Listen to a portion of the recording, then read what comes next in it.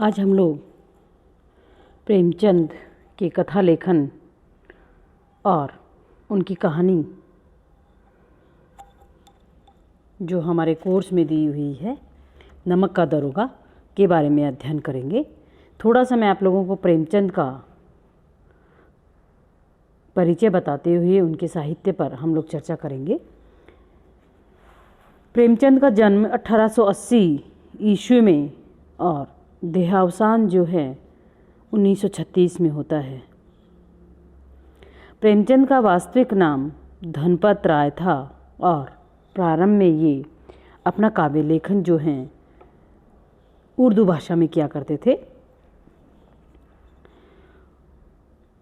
उसके पश्चात 1907 में धीरे धीरे ये हिंदी के संपर्क में आए और इन्होंने अपना काव्य लेखन जो है लगभग 1915-16 से ये हिंदी में कहानी लिखने लग गए थे। प्रेमचंद ने कहानी के विकास में अपना अमूल्य योगदान दिया है और ये कहा जाए कि कहानी का परिचय बिना प्रेमचंद के संभव नहीं है। अर्थात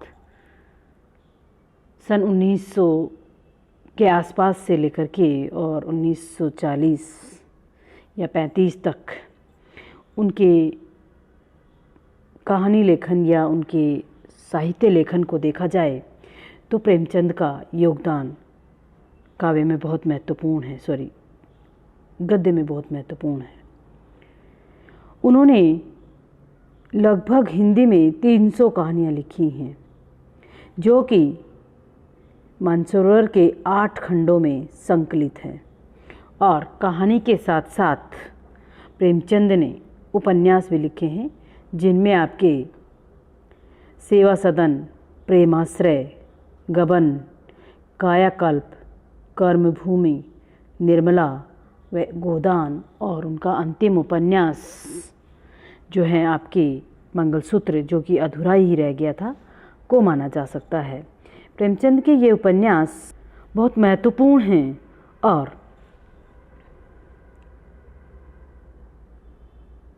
इन्होंने उपन्यासों को लिखने में अपनी प्रौढ़ता प्रदान की है। इसके साथ साथ उन्होंने कुछ नाटक व निबंध भी लिखे हैं। मेरे विचार में उनके निबंध संग्रह हैं। हम ये कहें कि प्रेमचंद उन गद्य लेखकों में से हैं जिन्होंने गद्य को प्रौढ़ता प्रदान की व कहानी व उपन्यास विधा को नया आयाम अपने साहित्य में उन्होंने दिया है। प्रेमचंद का जो साहित्य है उसका प्रमुख स्वर मुख्य रूप से समाज सुधार का है। उन्होंने अपनी हर छोटी बड़ी कहानी या उपन्यास में समाज को दिशा देने का काम या समाज की किसी समस्या पर जो कि एक बड़ा वर्ग उस समस्या से जूझ रहा हो पर अपनी लेखनी जरूर चलाई है। वो ये कहते हैं कि कला का कार्य मनोरंजन नहीं, सामाजिकता सोद्देश्य है। अर्थात समाज के उद्देश्यों को वह पूरा करती है। यही उनके लेखन का क्या है, मूल आधार है। प्रेमचंद ने अपनी कहानियों में समाज की कुरीतियों, राजनीतिक उथल पथल, किसानों की दयनीय दशा, सामाजिक रूढ़ियों के बंधनों में तड़पती नारी की वेदना आदि को मुख्य रूप से अपने साहित्य में सम्मिलित किया है। और इनकी कहानियाँ न केवल पाठक के मन में करुणा जगाती हैं वरन अच्छे और बुरे की भी हमें समझ पैदा करती हैं। अपने जीवन के आरंभिक दिनों में प्रेमचंद गांधी जी से प्रभावित रहे और अंत तक आते आते वो आदर्शवाद में परिवर्तित हो जाते हैं। धीरे धीरे वे यथार्थवाद को स्वीकार करते हैं। उनकी जो कफन, फूस की रात, नमक का दरोगा इत्यादि कहानियाँ उनकी यथार्थवादी दृष्टि को उजागर करती हैं। प्रेमचंद की कहानियाँ हमको अत्यंत सरल व सहज शैली में देखने को मिलती हैं तथा उनकी भाषा बड़ी ही जीवंत, सजीव एवं पारदर्शी है। उनकी कहानियाँ भारतीय जीवन की विसंगतियों पर कड़ा प्रहार करती हैं। उनकी समस्त कहानियाँ जो हैं वो मानसरोवर के 8 खंडों में संकलित हैं। उन 8 खंडों में लेखक की 300 कहानियाँ समाहित हो जाती हैं। इसी तरह से अपनी कहानियों में प्रेमचंद ने मुख्य रूप से सामाजिक विषयों को लिया है, जिसमें कृषक वर्ग, किसी मानव मूल्य से परेशान होती हुई कोई स्त्री, नारी के मन को गहराई से उन्होंने टटोलने की कोशिश करी है। ये तो है कि उनका कहानी लेखन में योगदान या गद्य लेखन में उनका योगदान। हमारे यहाँ जो कोर्स में दी हुई है उनकी, वो है नमक का दरोगा। नमक का दरोगा कहानी प्रेमचंद की एक आदर्शवादी कहानी है, जिसमें नायक वंशीधर जीवन में सारे अभावों के बावजूद अलोपोदीन से रिश्वत स्वीकार नहीं करता है। अपनी ईमानदारी के कारण उसे अपनी नौकरी से भी हाथ धोना पड़ता है। वंशीधर के पिता उसकी इस अव्यावहारिकता पर नाराज होते हैं, पर वंशीधर को कर्तव्य निर्वहन के कारण दंडित होने पर कोई अफसोस नहीं है, अर्थात अपनी नौकरी छोड़ देने पर उसे कोई अफसोस नहीं होता है। किंतु अलोपोदीन वंशीधर की ईमानदारी, उसकी कर्तव्य परायणता और दृढ़ता से प्रभावित होकर अपनी सारी जायदाद का स्थायी मैनेजर उसे नियुक्त करते हैं। क्यों? क्योंकि आज आप देखते होंगे कि कोई भी चीज़ धीरे धीरे व्यक्ति को सिखाई जा सकती है, परंतु जो उसे व्यक्तित्व के साथ, अपने विकास के साथ मिलती है, वह चीज़ उसकी स्थायी है और वह उसकी कर्तव्य परायणता और ईमानदारी। उस ईमानदारी के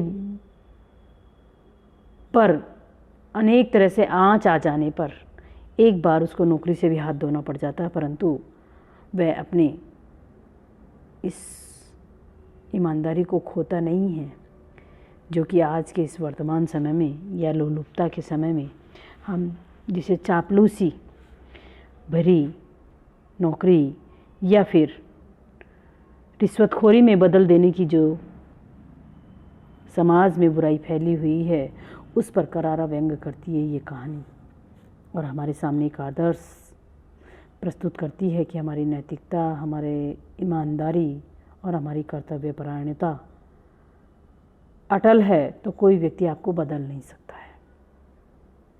आप कुछ स्वार्थों के लिए अपने आप को नहीं झुका सकते हो, उसी का उदाहरण है ये कहानी। और समाज में उन गुणों की महत्ता को रेखांकित करते हैं जो कि सनातन काल से चले आ रहे हैं। कहानी एक संदेश छोड़ती है हमारे सामने, तथा आज के भ्रष्ट वातावरण में तो ये कहानी और भी अधिक प्रासंगिक लगती है। कहानी, जैसा कि प्रेमचंद की कहानियों की विशेषता है कि कहानी बहुत ही रोचक व मार्मिक हमें जान पड़ती है। आज के इस भ्रष्टाचार के युग में और लोलुपता के युग में, या ये कहीं कि अवसरवादिता के युग में, ये कहानी वाकई हमारे सामने एक संदेश बनकर के सामने आती है, जिसके कारण कि इसकी सापेक्षता या इसकी महत्ता वर्तमान समय में अधिक जान पड़ती है। और ऐसी ये कहानी है प्रेमचंद की नमक का दरोगा। इस कहानी का जैसा कि संक्षिप्त परिचय मैंने आप लोगों को दिया है, यह इसका मूल उद्देश्य यहाँ पर बताया है कि व्यक्ति को रिश्वत स्वीकार ना करने पर अपनी नौकरी से हाथ धोना पड़ता है। ऐसा वर्तमान समय में कितने लोग कर पाते हैं, या फिर अपनी नौकरी को कौन संकट में डालता है और अपने जीवन को आज के इस लोलुपता व भ्रष्टाचार के वातावरण में। वाकई प्रेमचंद की ये कहानी बहुत महत्वपूर्ण है और इस कहानी को पढ़ेंगे जैसे जैसे हम लोग, तो आपको लगेगा कि वाकई कहानी बहुत सुंदर, सहज और सरल भाषा में लिखी हुई कहानी जान पड़ती है। इसी तरह से प्रेमचंद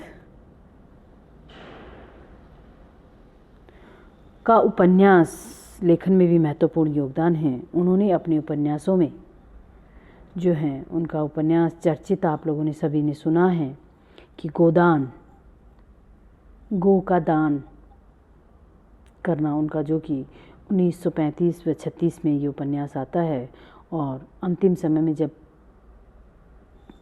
प्रेमचंद अपना उपन्यास अंतिम वाला लिख रहे थे, मंगलसूत्र, तो बीच में ही उनका देहांत हो जाता है। ये उनका अंतिम उपन्यास है। उपन्यास को भी प्रौढ़ता प्रेमचंद ने प्रदान की है और उपन्यास लेखन भी प्रेमचंद के उपन्यास लेखन के बिना अधूरा सा जान पड़ता है। क्यों? क्योंकि उस समय की तात्कालीन समस्याओं पर और आने वाले समाज को उन सब बुराइयों से दूर करने की जो एक उत्कंठा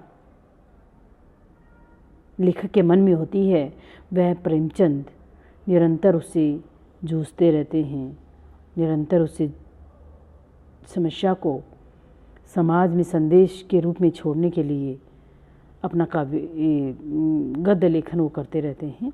इसलिए उपन्यास के क्षेत्र में भी प्रेमचंद का योगदान बहुत महत्वपूर्ण है और कहानी लेखन में तो है ही। अब हम लोग जो उनकी कहानी नमक का दरोगा है, उसका अध्ययन कल करेंगे।